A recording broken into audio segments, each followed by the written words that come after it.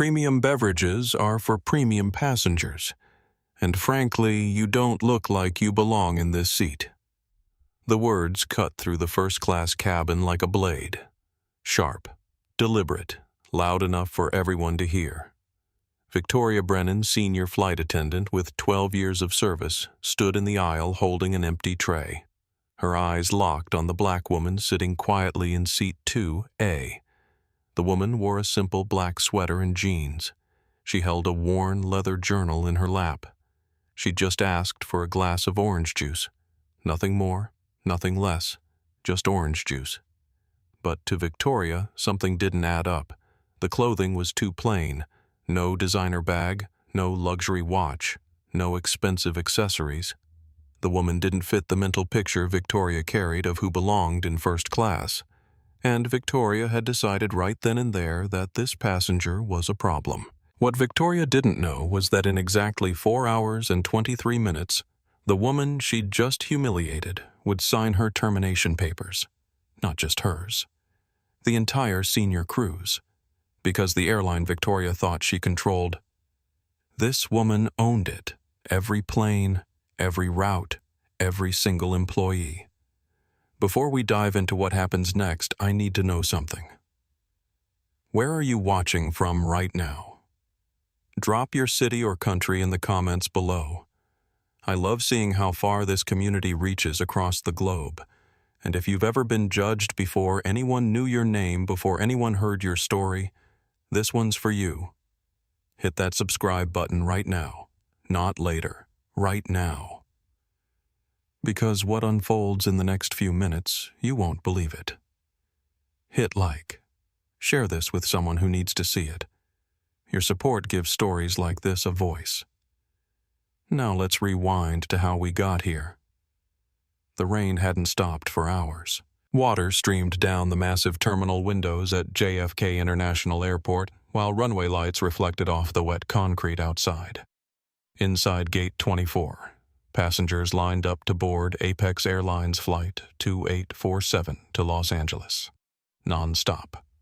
5 hours and 42 minutes. The departure board glowed amber in the dim evening light. 6:47 p.m., Thursday, mid-October. The jet bridge stretched ahead like a tunnel. Passengers shuffled forward with rolling bags and backpacks. Some checked phones. Others adjusted earbuds. A few glanced at boarding passes one last time to confirm seat numbers. The usual pre-flight rhythm. Unremarkable. Routine. But inside the aircraft, the first-class cabin was a different world entirely. Cream leather seats stretched across 4 rows in a 2x2 configuration. 16 seats total. Polished wood accents lined the armrests. Warm amber lighting created a soft glow.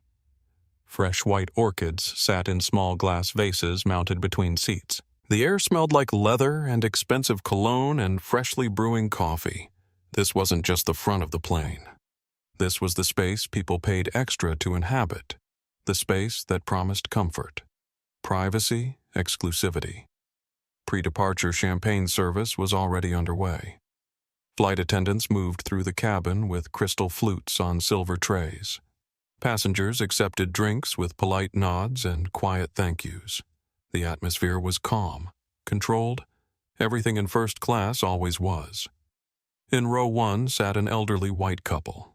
The man read the Wall Street Journal while his wife scrolled through emails on an iPad. Both had champagne flutes resting on their tray tables. In row 3, a Hispanic man in his early 40s typed rapidly on a rose gold laptop. Across from him, a young white woman in designer athleisure stretched her legs and checked her phone. In row 4, 2 white male executives in expensive suits discussed quarterly projections in low voices. Everyone looked settled. Everyone looked comfortable. Everyone looked like they belonged. And then there was row 2A. She sat by the window, quiet, composed, focused on the worn leather journal open in her lap. Her pen moved slowly across the page in smooth, deliberate strokes. She didn't look up when other passengers walked past, didn't try to make small talk, didn't glance around the cabin to see who else was flying first class. She simply wrote. Her appearance was understated. A black woman in her late 30s with medium brown skin and natural hair pulled back into a simple bun. She wore a black cashmere sweater with no visible logo, dark-fitted jeans, black leather sneakers that looked comfortable but not flashy. The only jewelry she wore was a small silver watch on her left wrist, inherited from her father, the kind of watch that meant something beyond its price tag. Her carry-on was a small black backpack tucked under the seat in front of her. No designer luggage, no branded travel set, no statement pieces that screamed wealth or status. She looked like someone who'd dressed for a long flight and nothing more. Comfortable, practical, unpretentious. She occasionally glanced out the window at the rain, watched the ground crew moving around the aircraft in yellow vests, observed the rhythm of the airport without any visible emotion. Calm energy radiated from her, not nervous, not eager to impress anyone, just present. What she was writing no one could see. But the journal was filled with notes about company culture, observations about passenger experience, ideas for policy changes. She was on this flight for a reason, an intentional reason. This wasn't a vacation. This wasn't a business trip in the traditional sense. This was research, an undercover audit. She wanted to see what passengers saw, feel what passengers felt, experience the airline from the inside without anyone knowing who she was. And so far, she was learning exactly what she'd feared. Victoria Brennan approached row 2 with the beverage cart. She'd already served champagne to row 1. The elderly couple had accepted their drinks with warm smiles and a polite exchange about the weather. Victoria had matched their tone perfectly. Friendly, attentive, professional. But when she reached row 2A, something shifted. She paused, looked down at the woman sitting there, studied her from head to toe. The sweater, the jeans, the lack of accessories, the plain backpack, the absence of anything that signaled luxury. Victoria's expression changed, subtle, but visible. Her smile faded just slightly. Her eyes narrowed. She didn't greet the woman the way she'd greeted the couple in row 1. She didn't offer the same warm energy. Instead, she just stood there, waiting. The woman looked up from her journal.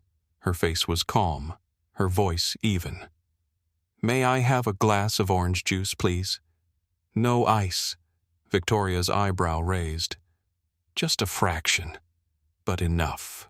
Premium beverages are for premium passengers, and frankly, you don't look like you belong in this seat.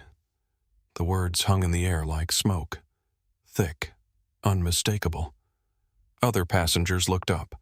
The elderly man in row 1 lowered his newspaper. The businessman in row 3 paused mid-keystroke. The woman in athleisure glanced over with wide eyes.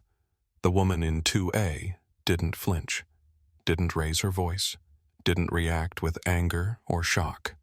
She simply looked at Victoria with steady eyes and said, "I have a confirmed reservation. First class, seat 2A." Victoria tilted her head slightly. The kind of look people give when they think they've caught someone in a lie. "I'm aware. But premium drinks are limited. We reserve those for our most valued guests." The woman's tone stayed calm, even, unbothered. "I'm a guest. In first class." Victoria's lips pressed into a thin line. She chose her next words carefully. "There are different levels of service. I'm sure you understand." The cabin felt heavier now. Passengers were watching. Some pretended not to, others stared openly. The tension was undeniable. The woman in 2A didn't argue, didn't demand to speak to a manager, didn't make a scene. She simply said, "I'll have water then." Victoria's expression shifted to something like satisfaction. A small win. She turned to the cart, filled a plastic cup with water from a pitcher, and placed it on the tray table in front of the woman. Not a crystal glass. Not the same glassware everyone else had received. A plastic cup. The contrast was impossible to miss. Row 1 had crystal. Row 3 had crystal. Row 4 had crystal. Row 2, A had plastic. Victoria moved on without another word. She continued down the aisle as if nothing had happened, as if she hadn't just singled out one passenger in a cabin full of witnesses. The woman in 2A picked up the plastic cup, took a sip, set it down, and went back to writing in her journal. But something had changed. The passengers around her knew it. They'd seen it, and some of them were already pulling out their phones. Victoria Brennan was 34 years old, 12 years with Apex Airlines. She'd started as an economy flight attendant on short domestic routes, worked her way up through discipline and consistency, international routes, premium cabins, senior status. She wore her experience like a badge. She was tall, 5'9", slender build. Highlighted blonde hair always styled in a perfect chignon. Her nails were freshly manicured with French tips. Her Apex uniform was tailored to fit her frame exactly. She wore pearl earrings and a designer watch that she'd bought after her first year in first class. Subtle enough to stay professional. Expensive enough to signal status. Victoria prided herself on maintaining standards. That's how she described her role. Not just serving passengers. Maintaining standards. First class in her mind wasn't just about ticket price. It was about presentation, poise, a certain look, a certain energy. She believed she could read passengers instantly. The CEOs who ordered scotch before takeoff. The old money families who never made eye contact with crew. The tech billionaires in $1,000 hoodies who looked homeless but owned islands. She'd developed a mental checklist over the years. Designer luggage, luxury accessories, confident body language, the right kind of speech patterns, the right kind of requests. She could spot first-class regulars within 3 seconds of seeing them board, and she could spot the people who didn't belong just as fast. When Victoria looked at the woman in seat 2A, her mental checklist came up empty. No designer bag, no luxury brand clothing, no statement jewelry. Not on her phone making important calls, not dressed for business. Didn't carry herself like the first-class regulars Victoria had served for over a decade. Victoria's brain drew a conclusion. This woman was an upgrade, a mistake. Someone who got lucky with points or a system glitch. Someone who didn't understand the unspoken rules of this space. And Victoria believed it was her job to remind her. She didn't think of herself as prejudiced. She didn't use racial slurs. She didn't make overtly hateful comments. In her mind, she was simply protecting the experience for the real premium passengers, the ones who truly belonged, the ones who deserved first-class service. But her mental picture of who belonged was shaped by years of bias she'd never examined. And the woman in seat 2A didn't fit that picture. So Victoria had made a choice. A choice she believed was justified. A choice she thought no one would question. She had no idea how wrong she was. Across the aisle in seat 3A sat Michael Torres, 41 years old. Hispanic tech entrepreneur based in San Francisco. He was flying home from a week of investor meetings in New York. His startup had just closed a Series B funding round. He wore a designer hoodie and expensive sneakers. AirPods sat on the tray table next to his rose gold MacBook. He had 800,000 followers on Twitter. His feed was a mix of startup advice, tech industry commentary, and social justice advocacy. Michael had been distracted when the beverage service started, focused on an email thread with his co-founder. But something in Victoria's tone when she spoke to the woman in 2A made him look up. He watched the exchange, watched the plastic cup get placed in front of the woman while everyone else had crystal. His jaw tightened. He minimized his email and opened Twitter. In seat 3B sat Rebecca Hartwell, 29 years old, White woman with a lifestyle and travel brand. 2.3 million followers on Instagram. She wore a Lululemon set that cost more than most people's monthly rent. A Chanel bag sat under the seat in front of her. iPhone Pro Max in hand. Always filming, always documenting, always looking for content. Rebecca had her phone out when Victoria approached row 2A. She'd been about to post a story about the first-class cabin. Champagne, leather seats, soft lighting, the usual aspirational travel content. But then she heard Victoria's words, saw the plastic cup, watched the woman's calm reaction, and Rebecca's content instincts kicked in. This wasn't aspirational. This was news. She started recording. In seats 4A and 4B sat David Park and Andrew Finch. David was 52, white, senior partner at a global consulting firm, frequent flyer, diamond status on 3 different airlines. He'd seen a lot in first-class cabins over the years, more than he wanted to admit. He usually looked away, focused on work, stayed out of it. But something about this moment felt different. Maybe it was the woman's calm dignity. Maybe it was how blatant Victoria's discrimination was. Maybe David was just tired of looking away. He leaned toward Andrew and whispered, "This isn't right. This isn't." Andrew, 48, white, also a senior partner, barely looked up from his tablet. "What isn't?" David nodded toward row 2A, watch. These were the witnesses, the people who would decide whether this moment stayed hidden or went public, whether the woman in 2A fought this battle alone or had voices beside her. They didn't know it yet, but their choices in the next few hours would matter. A lot. The cabin settled into the quiet hum of departure preparation. Overhead bins clicked shut. Seatbelts fastened. Flight attendants walked through final safety checks. The engines began their low rumble. Outside the windows, the ground crew disconnected the jet bridge. The aircraft pushed back from the gate slowly. Rain continued to streak across the glass. Victoria moved through the cabin with practiced efficiency. She checked that seats were upright. Tray tables stowed, devices in airplane mode. Her movements were smooth, confident. She'd done this thousands of times. When she passed row 2A, she didn't make eye contact with the woman sitting there. Didn't acknowledge her. Just moved past as if the seat were empty.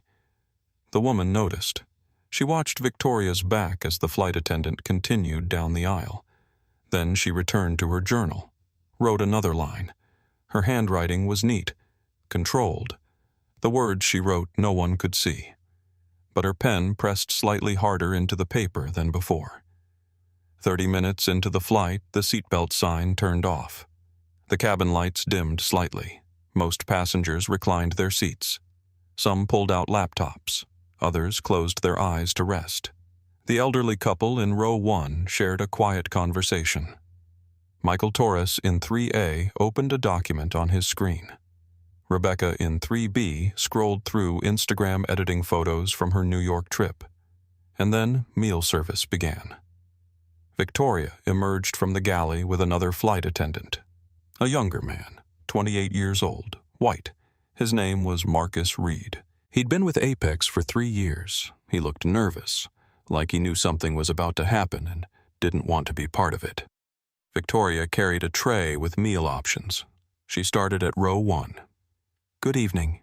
Tonight we're offering pan-seared salmon with lemon butter sauce or herb-crusted chicken with roasted vegetables. Which would you prefer?"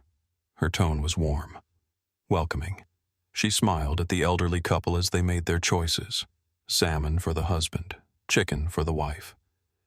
Victoria placed their meals down gently, adjusted the tray tables, asked if they needed anything else. The couple thanked her. She moved on. Row 3A. Michael Torres looked up from his laptop. Victoria's smile returned. "For you tonight we have pan-seared salmon or herb-crusted chicken. The salmon is particularly good this evening." Michael nodded. "Salmon, please."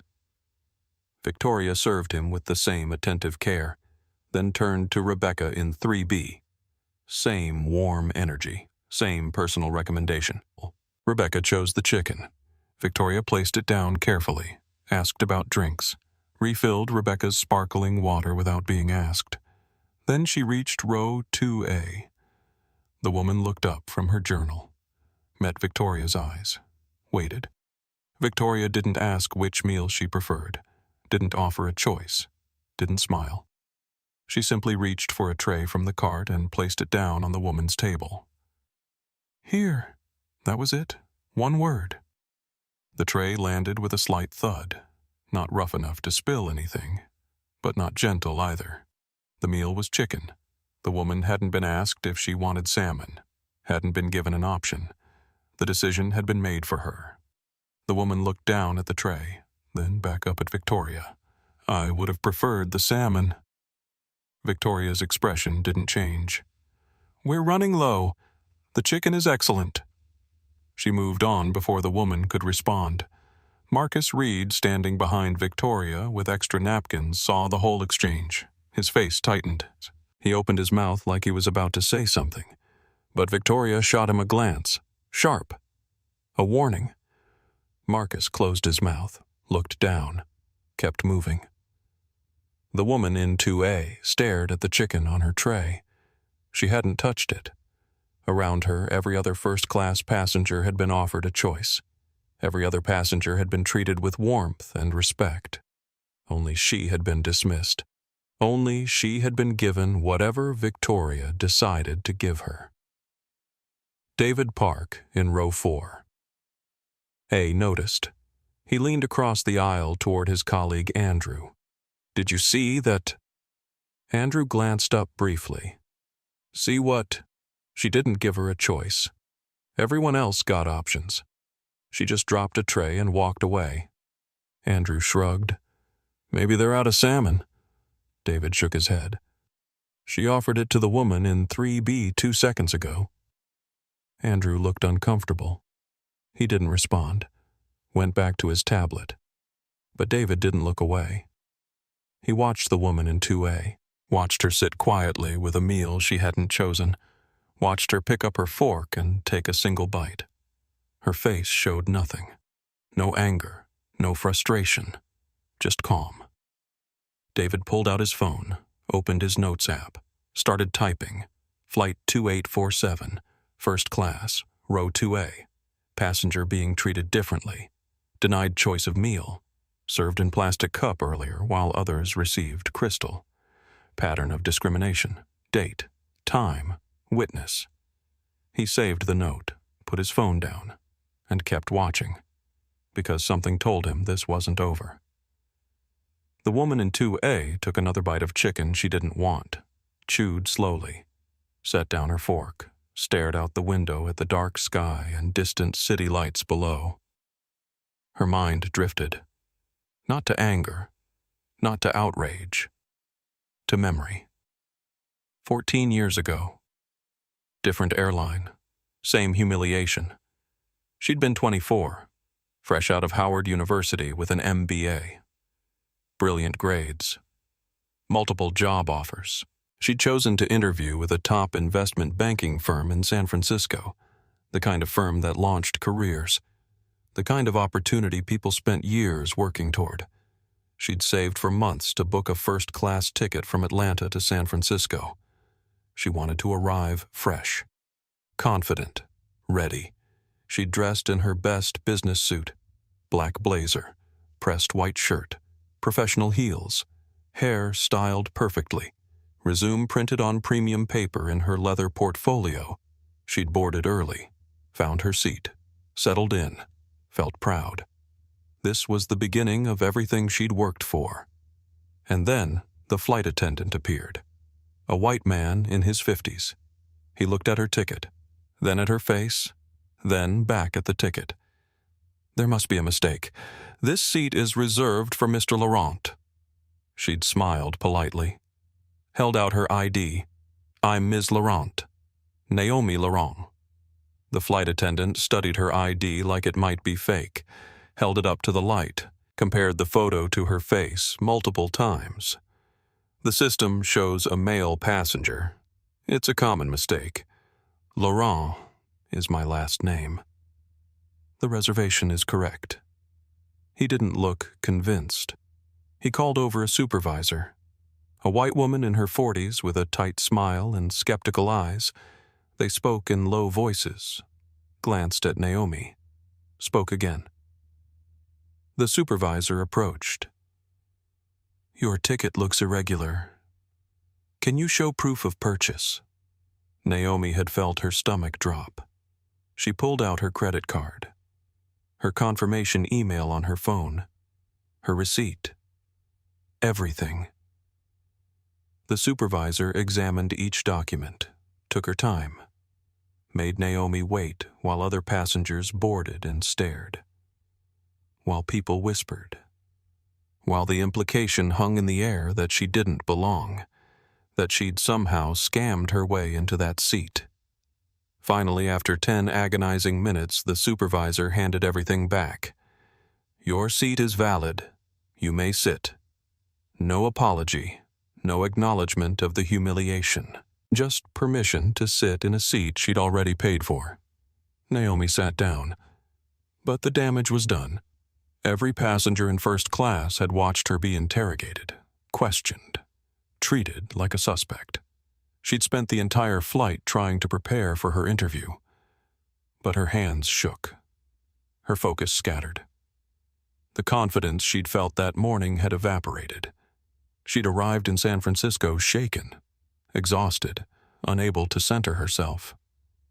The interview went poorly. She stumbled over answers she knew cold, couldn't connect with the interviewers, left knowing she'd blown it. A week later, the rejection email came. She'd sat in a San Francisco hotel room that night, stared at the rejection letter on her laptop screen, and made a decision. If the industry wouldn't respect her as a passenger, she'd change the industry. She scrapped the banking path, started researching the aviation industry instead. Service gaps, equity issues, customer experience failures. She found patterns everywhere. Stories like hers repeated across demographics. People of color, people with disabilities, people who didn't fit the narrow picture of what premium travel was supposed to look like. She spent the next 10 years building something different. Started with a small regional carrier, focused on culture from day one. Hired for empathy, not just efficiency. Trained crews on bias recognition.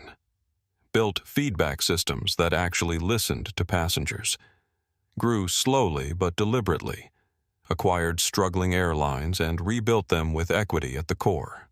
10 years later, she'd founded Vanguard Aviation Group. 7 airlines under one umbrella. 12,000 employees. Routes across North America and beyond. One of the fastest growing aviation companies in the industry. And 6 weeks ago, Vanguard had acquired Apex Airlines. The final signature on the paperwork had made Naomi the CEO and majority shareholder. She'd told the executive team she wanted to keep the transition quiet. No press releases yet, no announcements. She wanted to experience Apex as a passenger first, wanted to see if the culture she'd built at Vanguard existed here, or if the old problems still festered. Now, sitting in seat 2A with a meal she hadn't chosen and a plastic cup on her tray table, she had her answer. Apex hadn't changed. It was still an airline where flight attendants judged passengers by appearance, where bias was policy in everything but name. Naomi closed her eyes, thought about that 24-year-old version of herself, the one who'd sat in a first-class seat and been made to feel like a criminal, the one who'd missed her dream job because a flight attendant decided she didn't belong. She opened her eyes, picked up her phone for the first time since boarding, and started making notes. This ends today. An hour into the flight, Victoria walked through the cabin collecting meal trays. She moved with the same efficiency she always did, smiled at passengers who thanked her, asked if anyone needed anything else, the picture of professionalism. When she reached row 2A, she didn't ask if the woman was finished, didn't wait for a signal, just reached across and picked up the tray, The woman had barely touched the chicken. The vegetables sat untouched. Only the bread roll was gone. Victoria's eyes flicked to the uneaten food. Her expression shifted, just slightly, a look that said what she was thinking. Wasteful, ungrateful, didn't appreciate what she'd been given. She took the tray without a word, moved on. 90 minutes into the flight, passengers started getting up to use the lavatories. The seatbelt sign was off. Cabin lights were dim. Some people slept, others worked. The atmosphere was calm. The woman in 2A stood, stretched slightly, stepped into the aisle. She walked toward the front galley where the first-class lavatories were located. Her steps were quiet, unhurried. Victoria was in the galley area preparing another round of beverage service. She saw the woman approaching, didn't move, stood directly in the narrow path between galley and lavatory, not blocking it entirely, but not making space either. The woman stopped, polite, patient. "Excuse me." Victoria looked up slowly, like she'd just noticed someone was there. "The lavatories in economy are available if first class is occupied." The woman's voice stayed calm. "The first-class lavatory isn't occupied. I can see it's available." Victoria's tone hardened. "I'm preparing service. You'll need to wait." The woman glanced at the galley. Nothing urgent was happening. No immediate task that required the space to be blocked. "Or I can simply step past you." She moved to walk around Victoria. Not aggressively, not rudely. Just moving through the space she had every right to access. And then Victoria did something that changed everything. She reached out, placed her hand on the woman's forearm. Physical contact, fingers wrapping around the woman's arm just above the wrist, not hard enough to hurt, but firm enough to stop her movement. I said, "Wait." The cabin didn't freeze all at once. It happened in waves. The people closest to the galley noticed first, then the ones in nearby rows, then everyone. Michael Torres in seat 3. A looked up from his laptop, saw Victoria's hand on the woman's arm. His eyes went wide. "Hey, you can't put your hands on a passenger." He stood up. His voice carried through the cabin. Other passengers turned, stared. Rebecca in 3B already had her phone out. She'd been filming the cabin casually, trying to get aesthetic shots of the mood lighting and her champagne glass. But when Michael shouted, she pivoted, aimed the camera directly at the galley, zoomed in, caught Victoria's hand still gripping the woman's arm. "Did everyone just see that?" "She just grabbed her." Rebecca's voice was loud, shocked. The video was already recording, uploading in real time to her Instagram story. 12,000 people watching live. David Park in row 4A stood as well. His face was tight with anger. "That's assault. I'm a witness." Marcus Reed, the junior flight attendant, stepped forward from the back galley. His face was pale. "Victoria, don't." But Victoria had already realized her mistake. She released the woman's arm, took a step back. Her expression shifted from authority to uncertainty. Around her, passengers were standing, filming, speaking up. This wasn't how things were supposed to go. This wasn't the quiet, controlled first-class cabin she knew how to manage. The woman in 2A stood perfectly still. Her arm where Victoria had grabbed her showed no mark, no redness. Victoria hadn't hurt her physically, but the violation was clear. The line had been crossed. The woman looked directly at Victoria.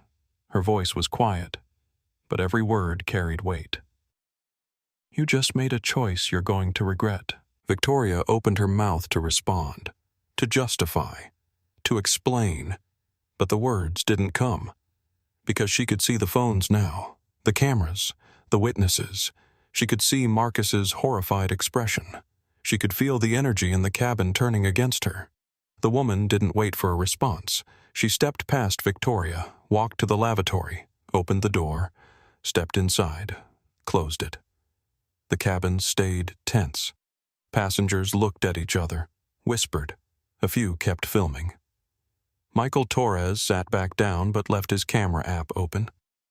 Rebecca's Instagram story was already filling with comments. Hundreds, then thousands. Victoria stood in the galley, frozen. For the first time in 12 years, she didn't know what to do. Inside the lavatory, the woman washed her hands, looked at her reflection in the small mirror, took a slow breath. She wasn't angry, not in the way most people would expect. She was something else, focused, determined, clear. She thought about another woman, someone who hadn't survived a moment like this.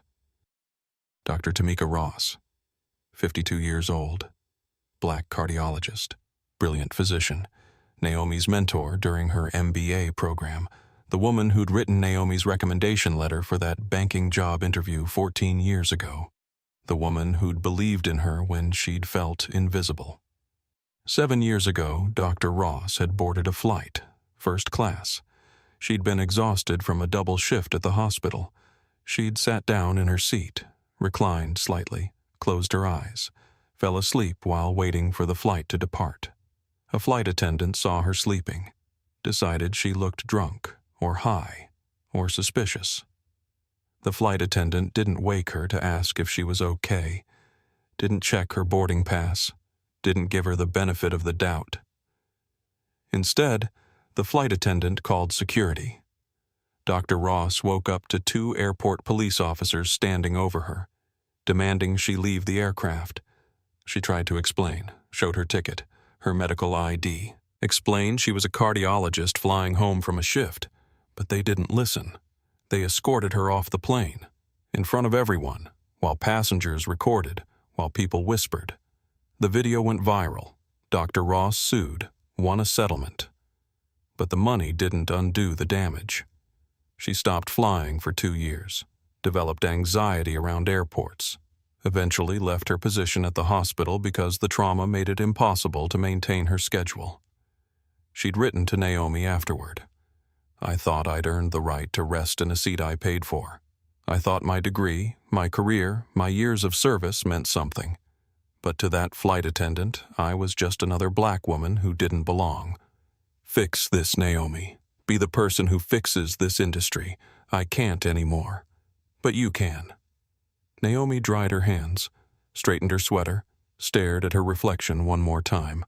She wasn't doing this just for herself anymore. She was doing it for Dr. Ross, for every passenger who'd been profiled, dismissed, humiliated, for everyone who'd been told they didn't belong. She opened the lavatory door, walked back to her seat, sat down, and reached into her bag for her phone. The phone screen glowed in the dim cabin light. Naomi unlocked it with her fingerprint, opened an app that wasn't available on any public app store. Vanguard Aviation Executive Dashboard. Secure, encrypted, accessible only to senior leadership. The home screen showed real-time data for all flights across Vanguard's 7 airlines. She scrolled to Apex, scrolled to Flight 2847, tapped. The screen filled with information. Flight 2847, live monitoring departure, JFK, New York. Destination LAX, Los Angeles status on time. Altitude 37,000 feet. Estimated arrival 10:14 p.m. Pacific Standard Time. Passenger count 187. Crew 8. Incident reports 00 incidents. The automated system hadn't flagged anything. Because the system couldn't detect what had just happened. It couldn't measure bias. Couldn't see humiliation. Couldn't feel the physical contact of a flight attendant's hand on a passenger's arm. But Naomi could. She tapped the manual incident logger. A form opened. Incident type service discrimination target passenger 2. A. Self-perpetrator. Senior. F. A. Brennan V. Witnesses. Passengers 3. A3B4A plus others. Evidence social media documentation, active description. Refusal of beverage service based on appearance. Differential meal service. physical contact without consent, pattern of targeted behavior. Severity, critical action required immediate review upon landing. She attached links to Michael Torres's Twitter thread, Rebecca Hartwell's Instagram story. Both were public now. Both had tens of thousands of views and climbing. She submitted the report. The system processed it instantly. A notification went to 3 people. Kieran Walsh, 5P of Operations. Patricia Monroe, Chief Human Resources Officer, legal team on standby. Shot. Then Naomi opened her secure messaging app. Typed quickly. To Kieran Walsh. Subject, Flight 2847, code red message. It's happening. Everything we feared about Apex culture. I'm documenting it live. Have a team ready at LAX. We're cleaning house tonight. N. The message showed as delivered, then read. A response came within 90 seconds.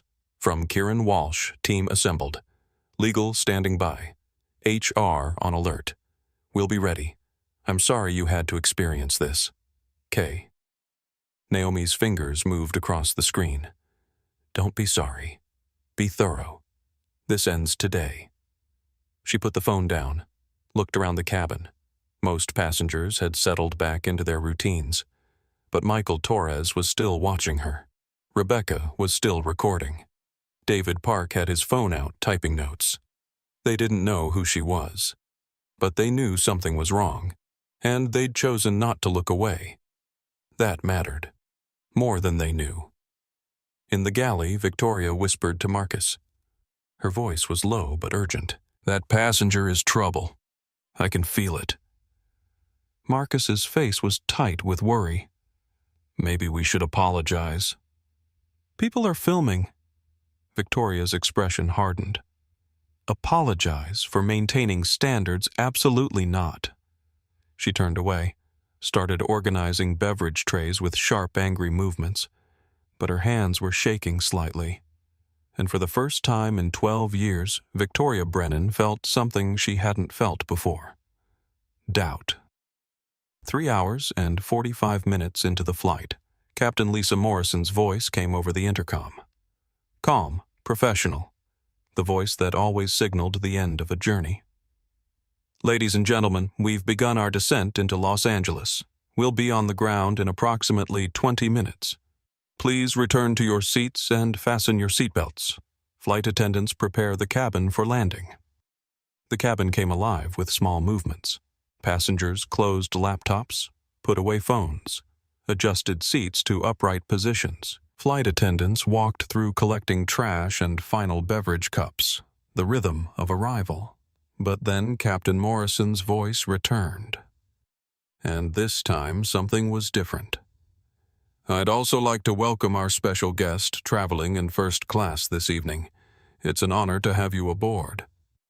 Passengers looked around, confused. Special guest. No one had been introduced earlier. No celebrity sighting. No obvious VIP. Everyone in first class looked ordinary. Travelers in expensive seats. Nothing more. Victoria stood in the galley, frozen. She turned to Marcus. Who is she talking about? We don't have anyone VIP on the manifest. Marcus shrugged, looked equally confused. Maybe someone we missed. But Captain Morrison's tone had been warm, respectful, almost reverent, like she knew exactly who she was talking about, like it mattered. Victoria's stomach tightened. She glanced toward the cabin, tried to figure out who the captain meant. The elderly couple in row 1, the tech guy in row 3, the executives in row 4. Her eyes didn't land on row 2. A. Because in her mind, the woman sitting there couldn't possibly be anyone important. The plane descended through clouds. City lights appeared below, the grid of Los Angeles spreading out like a glowing circuit board. Passengers looked out windows, made comments about the view, the usual pre-landing small talk, but the question lingered. Who was the special guest? No one had an answer. Not yet. The aircraft touched down smoothly. Tires chirped against the runway. Reverse thrusters roared. The plane slowed, turned onto the taxiway, crawled toward the gate. Outside the windows, ground crew waited with orange wands and equipment. The jet bridge extended slowly. The plane stopped. The seatbelt sign turned off. But before passengers could stand, Captain Morrison's voice returned. "Ladies and gentlemen, we ask that you please remain seated for just a few more moments. We have some special guests boarding to welcome one of our passengers." Confusion rippled through the cabin. Boarding? After landing. That wasn't normal. People looked at each other, whispered questions. No one understood what was happening. Victoria stood near the front galley. Her confusion turned to alarm. Something was wrong. This wasn't protocol. This wasn't how arrivals worked. The aircraft door opened. The jet bridge attached. And then people started boarding. Not deplaning. Boarding. First came a man in his mid-40s. White, tall, dark suit, tablet in hand. He moved with purpose. Behind him a black woman in her early 50s. Professional dress, briefcase, sharp eyes. Then 2 people in Vanguard Aviation security uniforms. Finally, a representative from the Apex Airlines Pilots Union. Clipboard. Observer badge. They didn't look at anyone else in the cabin. They walked directly toward row 2. Passengers craned their necks to see. Michael Torres leaned into the aisle. Rebecca raised her phone. David Park stood slightly to get a better view. The man in the suit stopped at row 2A, looked down at the woman sitting there. His expression was respectful, almost deferential. "Ms. Laurent, welcome to Los Angeles. I'm sorry about the circumstances." The cabin went silent, completely silent. "Ms. Laurent." The name hung in the air. The woman in 2A stood, gathered her small black backpack, turned to face the cabin, and for the first time since boarding, everyone saw her clearly. Not as the quiet passenger who'd been dismissed, but as someone else entirely. Patricia Monroe, the woman in professional dress, stepped forward. "We're ready to proceed whenever you are, ma'am." The woman nodded. Then she turned, looked at the passengers watching her. Her voice was calm, clear, loud enough for everyone to hear. "My name is Naomi Laurent." Passengers leaned forward, listening. 6 weeks ago, Vanguard Aviation Group finalized the acquisition of Apex Airlines. As of October 1st, I am the CEO and majority shareholder of this airline. The silence broke. Gasps, sharp intakes of breath. Michael Torres's eyes went wide. Rebecca's hand flew to her mouth. David Park whispered a quiet, "Holy shit." The elderly couple in row 1 stared in shock. Victoria's face drained of all color. Every drop of blood seemed to leave her skin at once. Her hands gripped the galley counter. Her knees looked weak. Naomi continued. Her tone didn't change. Still calm, still measured, but every word carried the weight of authority. "I flew this route tonight as an ordinary passenger because I wanted to experience what our passengers experience. What I witnessed tonight is unacceptable. It's a failure of training, of culture, of leadership. And it ends now." She turned, looked directly at Victoria. "Victoria Brennan, your employment with Apex Airlines is terminated effective immediately." Victoria's mouth opened. No sound came out at first, then a stammered half-sentence. You can't. I didn't know." Naomi cut her off. Her voice didn't rise, didn't need to. "You didn't need to know who I was. You needed to treat every passenger with dignity. You failed." Victoria's face crumpled. The reality was sinking in. 12 years. Gone. In one sentence. Naomi turned to the other passengers. Her expression softened slightly. To the passengers who spoke up, who filmed, who posted, who refused to look away. Thank you. You did what our crew should have done. You held someone accountable. Michael Torres stood. His voice was thick with emotion. This was the right thing to do. Rebecca wiped tears from her eyes. I'm so sorry you had to go through that. Naomi met her gaze. Don't apologize for witnessing. Your voices mattered today. David Park nodded slowly. The elderly couple looked ashamed. Other passengers sat frozen, some in shock, some in awe, some in quiet guilt for having watched and not spoken up sooner. Patricia Monroe stepped forward with a folder of documents. Her voice was professional. No emotion, just process. Ms. Brennan, per company policy, you're being escorted from this aircraft. Your access to all Apex systems has been revoked. You'll receive termination paperwork and information about final compensation within 72 hours. The two security personnel moved to flank Victoria. Not aggressively, not touching her, just present. This way, please. Victoria looked around wildly. At Marcus, at the passengers, at anyone who might defend her. But no one moved, no one spoke. This is insane. I was doing my job. I've worked here for 12 years. Kieran Walsh.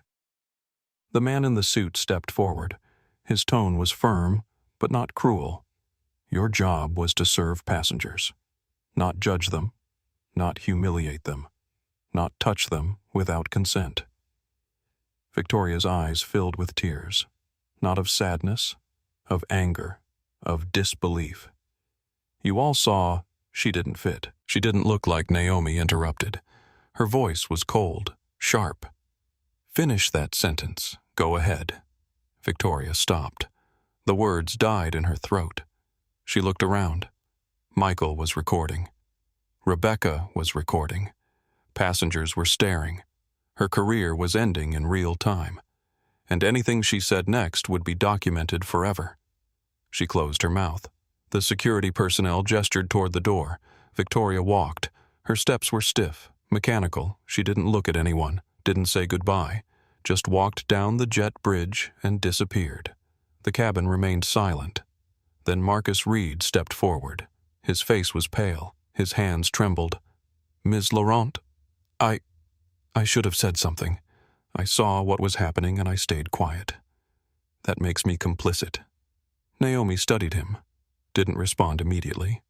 Let the weight of his words settle. Finally she spoke. You're right. It does. Marcus's face fell. But you recognized it. That's the first step. Marcus looked up. A flicker of hope. You'll be placed on probation. Required to complete bias recognition training. If you pass, you'll be reassigned. If you fail, you're done. Understood. Marcus nodded quickly. Yes, ma'am. Thank you. I'm sorry. Naomi's expression didn't soften. Don't thank me.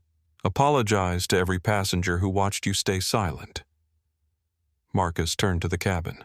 His voice broke slightly. I'm sorry. To all of you. I was wrong. Some passengers nodded, others looked away, but the acknowledgement hung in the air. Naomi picked up her backpack, prepared to deplane, but before she left, she turned to the cabin one last time. This airline will do better, because we have to, and if we fail, I want you to tell us. Loudly. Your voices matter. Then she walked off the aircraft. Kieran and Patricia followed. The security personnel went last. The passengers sat in stunned silence for a long moment. Then slowly they started to deplane. But the atmosphere had changed. People moved quietly, thoughtfully, like they'd just witnessed something they'd remember for the rest of their lives. Michael Torres gathered his laptop and bag. But before he left, he stopped at row 2 where Naomi had been sitting. He looked at the empty seat, the plastic cup still on the tray table, the uneaten meal tray that had been left there as evidence. He pulled out his phone, opened Twitter. His thread from earlier in the flight had exploded. 42,000 retweets, 600,000 likes, thousands of comments. News outlets were picking it up, aviation blogs, civil rights organizations. The story was spreading. He added one final tweet. Update. The passenger denied juice in first class. She owns the airline. The flight attendant who discriminated against her fired on the spot. This is what accountability looks like. This is what justice looks like. And it happened because people refused to stay silent. He hit post. Within seconds, the replies started flooding in. Rebecca Hartwell stood in the aisle editing her Instagram story. The video of Victoria grabbing Naomi's arm had 8.7 million views. The comments were overwhelming. Thousands of people sharing their own stories. Flight attendants, passengers, people who'd experienced the same discrimination and had no recourse. Rebecca added a caption. I've been creating content for years. Beautiful sunsets, fancy hotels, perfect moments. But this mattered more than any aesthetic post I've ever made. Sometimes the most important thing you can do is point your camera at the truth and refuse to look away. She posted it, closed the app, and walked off the plane with tears still in her eyes. David Park approached the elderly couple from row 1. They were gathering their things slowly, looking ashamed. David spoke quietly. We should have said something. The wife nodded. We saw it. We knew it was wrong, but we looked away. Her husband's voice was heavy with regret. I've done that too many times in my life. Told myself it wasn't my business. Convinced myself someone else would speak up. David met his eyes. Next time, we don't wait for someone else. The husband extended his hand. David shook it. Next time, we speak up. They deplaned together. 3 strangers who'd witnessed injustice and learned something about themselves in the process. Inside the jet bridge, Kieran Walsh walked beside Naomi. Patricia Monroe followed close behind. They moved away from the crowd of deplaning passengers, found a quiet corner near the gate area. Kieran pulled out his tablet. It's not just her. We pulled service records from the past 6 months. Victoria has a pattern. He turned the screen toward Naomi. Patricia leaned in to see. 14 complaints filed against her, all dismissed by previous management. Naomi's jaw tightened. Dismissed how Patricia answered, tagged as customer misunderstandings. Difficult passengers, one-off incidents. Every single complaint was closed without investigation. Kieran scrolled through the data. 11 of those complaints came from passengers of color, 3 from passengers with disabilities. Common threads across all of them. Differential treatment, judgment based on appearance, refusal of service, rudeness. Naomi stared at the numbers. Who dismissed these complaints? Patricia pulled up another file. Regional Manager, David Kellerman. He reviewed every complaint personally, closed them all, defended Victoria in every case, told complainants the crew was just following protocol. Naomi's voice was cold. Where is he now? Kieran checked his watch. We have him on administrative leave as of 30 minutes ago. He's being interviewed by our independent audit team tomorrow morning. Good. And Victoria's not the only one. Patricia shook her head. We found 3 other senior flight attendants across the Apex fleet with similar complaint patterns, all ignored by the same management chain. Naomi didn't hesitate. Terminate them. All of them. I want every file audited by an external firm. I want to know who else knew about this and did nothing. Patricia made notes on her tablet. Already in motion. We've also flagged 12 managers for review. If they saw the pattern and buried it, they're gone. Naomi took a breath. Let it out slowly. What about Captain Morrison Kieran's expression softened? She's clean. Actually, she flagged Victoria twice in the past year, filed formal reports. Both were dismissed by Kellerman. Naomi's anger shifted to something else. Respect. Promote her. I want people who speak up in leadership positions. If she was willing to go against her own management to report this, she's exactly who we need leading flight operations. Kieran nodded.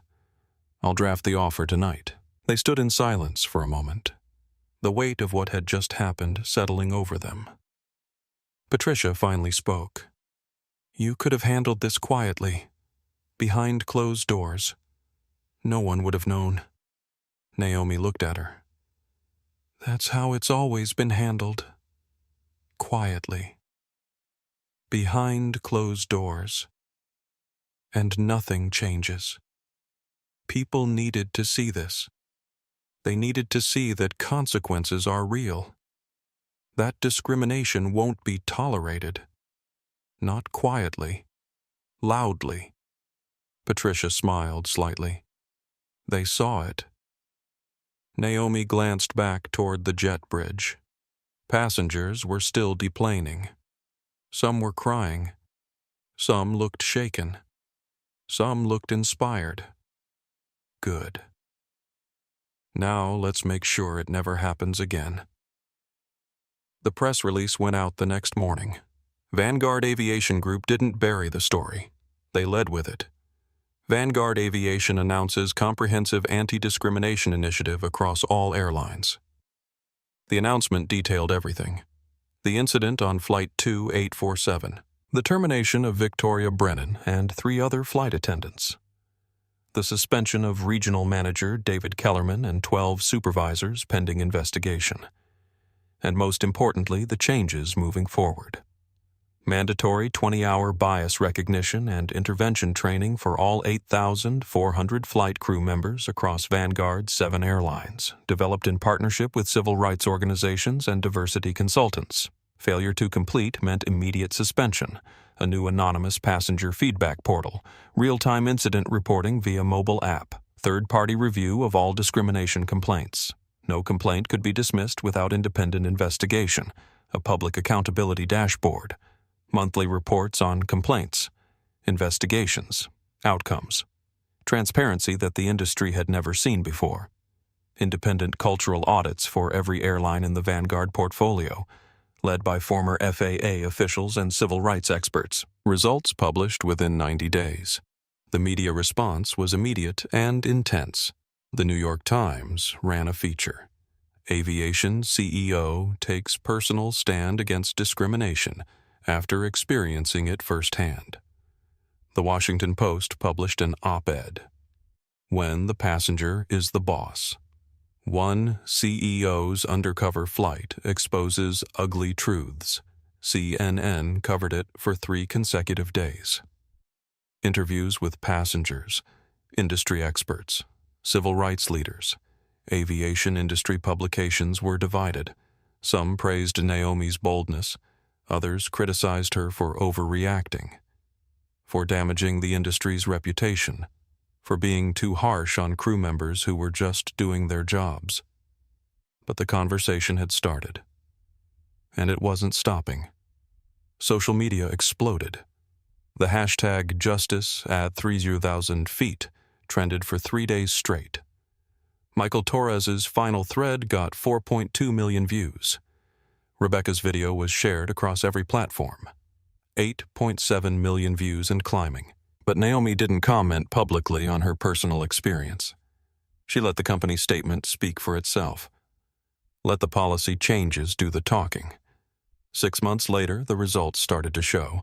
Discrimination complaints across Apex Airlines dropped 73%. Passenger satisfaction scores increased 41%. Employee morale measured through anonymous surveys improved significantly. 94% of crew members completed the bias training. The 6% who refused were terminated. 3 major airlines announced similar training programs. The FAA began considering mandatory anti-discrimination standards across the industry. Flight attendant unions revised their codes of conduct. Aviation schools added bias recognition to their curricula. The ripple effect was real. Victoria Brennan never found work in the aviation industry again. She attempted to sue Vanguard for wrongful termination. The case was dismissed. The evidence of misconduct was overwhelming. 14 complaints, physical contact without consent, differential treatment documented by multiple witnesses and video evidence. She currently worked in retail. Far from the premium service roles she'd once controlled, she never publicly apologized. Marcus Reed completed his probation successfully, passed the bias training, became one of the program's most effective trainers. He spoke openly about his failure to intervene, used his story to teach other crew members about the cost of silence. He became an advocate for what he called active allyship, the refusal to be a bystander. Captain Lisa Morrison was promoted to VP of Flight Operations. She now oversees safety and service standards across all Vanguard airlines. In interviews, she credits her promotion to one principle: if you see something wrong, say something, even if it costs you, especially if it costs you. Michael Torres used his platform to continue highlighting discrimination in the travel industry. He partnered with Vanguard's advisory board, helped design the passenger feedback app, became a voice for accountability in spaces that had long operated without it. Rebecca Hartwell's video became a case study in business ethics courses at universities across the country. She was invited to speak at aviation conferences, not about lifestyle content, about the power of documentation, about why witnessing matters, about how sometimes the most important thing you can do is refuse to look away. And Dr. Tamika Ross, Naomi's mentor, flew first class on Apex Airlines for the first time in 7 years. She wrote a letter to Naomi afterward. Simple, direct. You didn't just fix a broken system. You honored everyone who'd been broken by it. Keep going. Naomi framed the letter, hung it in her office, read it every time she doubted whether the fight was worth it. 6 months after Flight 2847, Naomi sat in her office at Vanguard Aviation headquarters. Late evening. The city lights of the skyline glowed beyond the floor-to-ceiling windows. Her desk was clean, except for a laptop, a worn leather journal, and a single framed photograph. The photograph showed Dr. Tamika Ross standing in front of an airplane, smiling, arms crossed, confident. The inscription at the bottom read, "To Naomi, you kept your promise. Keep flying. TR." Naomi closed the quarterly report she'd been reviewing. Discrimination complaints down. Passenger loyalty up. Employee retention improving. Financial performance strong. The numbers told one story. But numbers weren't why she'd done this. She looked at the photograph. Thought about that 24-year-old version of herself who'd been interrogated in a first-class seat and missed her dream job. Thought about Dr. Ross being dragged off a plane for falling asleep while black.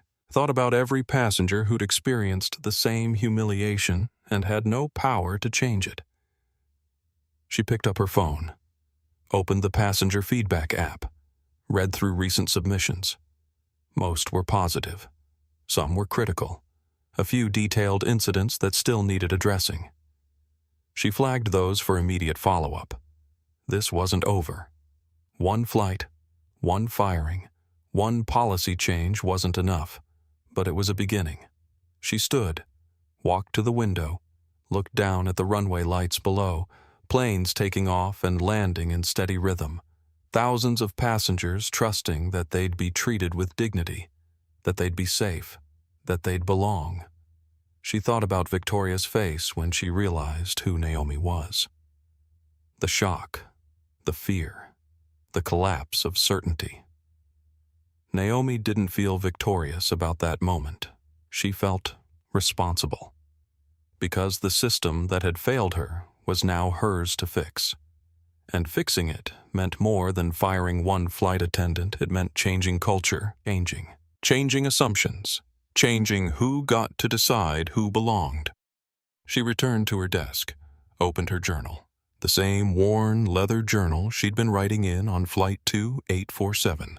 She wrote one line. The work continues. Every flight, every passenger, every day. Then she closed the journal, turned off the light, and went home, because tomorrow there would be more flights, more passengers, more opportunities to get it right, or to fail again. And she'd be watching. I've told you a lot of stories on this channel, stories about justice, about accountability, about people who found their voices when systems tried to silence them. But this one sits differently with me, and I need to tell you why. Naomi Laurent had power. She was the CEO. She owned the airline. When Victoria discriminated against her, Naomi could fire her. She could restructure the company. She could force policy changes. And she did all of that. But here's what I keep thinking about. What about the passengers before her? The ones who sat in that same seat experienced that same humiliation and had no power. They didn't own the airline. They couldn't fire anyone. They couldn't change the system. They just had to endure it. Walk off that plane carrying the weight of being told they didn't belong. That's what haunts me about this story. Naomi's victory was justice, but it was also privilege, the privilege of power. And I wonder how many people are sitting in their version of Seat 2A right now experiencing exactly what she experienced but with no recourse, no platform, no ability to make it right. That's the part that keeps me up at night. Here's what I learned. Respect shouldn't depend on power. Victoria treated Naomi poorly because she assumed Naomi had none. The moment she learned Naomi was the CEO, everything would have changed. But that's the problem. Respect that only exists when someone has power over you isn't respect, it's fear. And fear isn't good enough. Real respect happens when you treat people with dignity because they're human, not because they might be your boss. Witnesses have power too. Michael Torres didn't own the airline. Rebecca Hartwell wasn't the CEO. David Park had no authority over the crew, but they used the power they had. Their voices, their phones, their platforms. They documented, they posted, they refused to look away. And that mattered. It created a record. It created pressure. It created accountability. You don't need to be the most powerful person in the room to make a difference. You just need to refuse to be silent. And silence is complicity. Marcus Reed knew what was happening was wrong. He saw it. He felt uncomfortable. But he stayed quiet, and that silence allowed harm to continue. He got a second chance in this story. Not everyone does. If you see something, say something. Not later. Not when it's convenient. Right then. In that moment. Because your silence tells the person being harmed that they're alone. And your voice tells them they're not. So here's my advice. If you're ever in a situation like this, whether you're the person being discriminated against or a witness watching it happen, remember this. Your voice matters. Your documentation matters. Your refusal to normalize injustice matters. You might not be able to fire someone on the spot. You might not be able to change company policy. But you can speak up. You can record. You can post. You can say out loud, this is wrong. Because sometimes the CEO is sitting in Seat 2A and can fix everything with one decision. But most of the time, the CEO isn't there. And that's when we, the witnesses, the bystanders, the people with phones and platforms and voices, that's when we have to be the accountability. Naomi Laurent didn't just fix her airline that night. She showed us what's possible when someone with power chooses to use it for something bigger than profit. But the real heroes of this story, Michael, Rebecca, David, the passengers who saw injustice and refused to let it slide. Be like them. And if this story moved you, if it made you think, if it reminded you that your voice and your witness matter, subscribe to this channel. Hit that like button. Share this with someone who needs to hear it. Because every time you do, you're saying these stories matter. Justice matters. Dignity matters. And that's a message this world desperately needs to hear.